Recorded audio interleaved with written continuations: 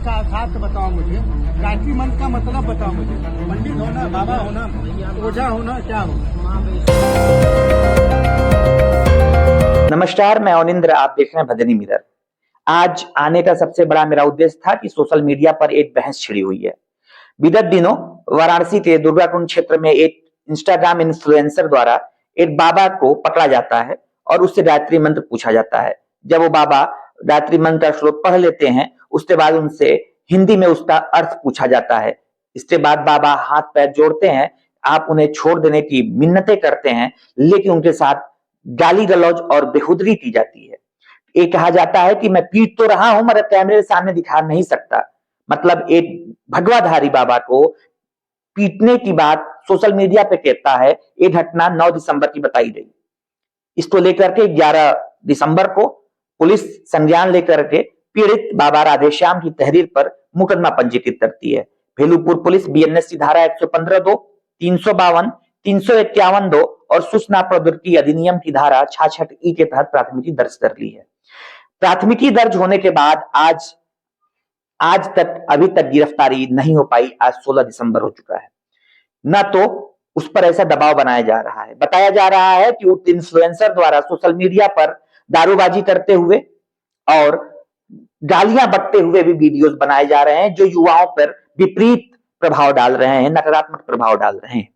गौर करने वाली बात है कि इस इन्फ्लुएंसर ने अपने आईडी का नाम बनारस से करेजा रखा है, अर्थात बनारस से जोड़ के रखा है। बनारस क्या है, बनारस की पहचान क्या है, बनारस की पहचान की छवि, बनारस की छवि विदेशों में, देशों में जो उसके फॉलोअर्स हैं, जो कहता है कि मैं इन्फ्लुएंसर हूं और काफी उसके फॉलोअर्स भी अच्छे हैं, उन फॉलोअर्स के बीच में एक काशी की छवि क्या जाएगी? गाली गलौज क्या जाएगा? दारू पीते हुए वीडियो सोशल मीडिया पर डालना? आप बनारस की छवि को कैसे दिखाते हैं? काशी क्या है? हमें आज जानने की जरूरत है। काशी है क्या? काशी देवाधिदेव महादेव की काशी, महादेव की काशी, उत्तर वाहिनी गंगा के तट पर बसी दिव्य भव्य हमारी काशी, तुलसी रैदास की काशी, साधु संतों की तपोस्थली काशी, भगवान बुद्ध की उपदेश स्थली हमारी काशी। यहां पर न जाने कितने ऋषि मुनि संत महात्मा तर गए सिर्फ तपस्या करते हुए।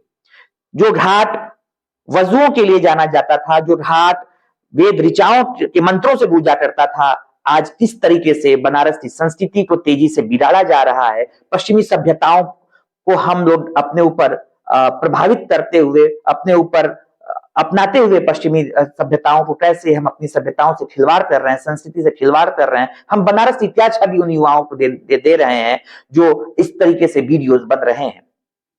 इसको लेकर के कुछ लोग पुलिस कमिश्नर वाराणसी मोहित अग्रवाल से मुलाकात की थी और उनसे मांग किया था कि ऐसी चीजों पे लगाम लगनी चाहिए। यदि ऐसी लगाम नहीं लगाए जाते, ऐसे लोगों को अभी नहीं रोका जाता, तो तय मानिए कि ऐसे अराजक तत्व तो आगे भी आएंगे। श्लोक तो याद कर ले रहे हैं, श्लोक तो आज के डेट में हर कोई भी याद कर ले रहा है, लेकिन अर्थात नहीं पता है।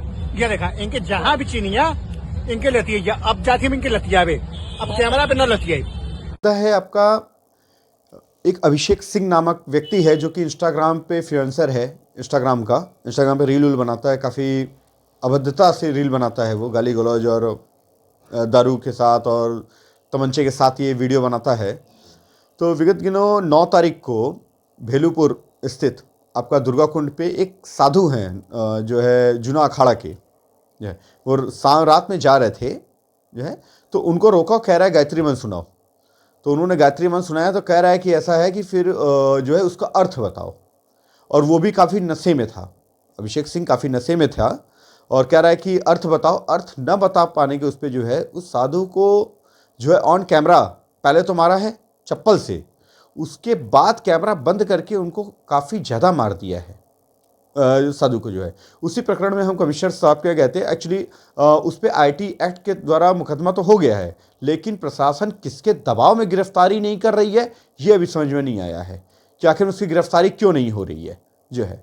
तो इसी मामले को लेकर हम कमिश्नर साहब के पास गए थे। कमिश्नर साहब ने तुरंत जो है डीसीपी काशी को इसका संज्ञान लेने के लिए कहा है, तो और हमसे बोला कि डीसीपी काशी साहब से आप मिल लीजिए। तो फिर डीसीपी काशी साहब से मिले हैं। उन्होंने कहा कि 24 घंटे के अंदर जो है उसको जो है गिरफ्तार कर लिया जाएगा, लेकिन अभी 24 घंटे के ऊपर हो चुका है और मुझे समझ में नहीं आ रहा है कि किसके दबाव में ये सब किया जा रहा है और किसके दबाव में उसकी गिरफ्तारी नहीं की जा रही है, ये बात समझ में नहीं आ रहा है मुझे।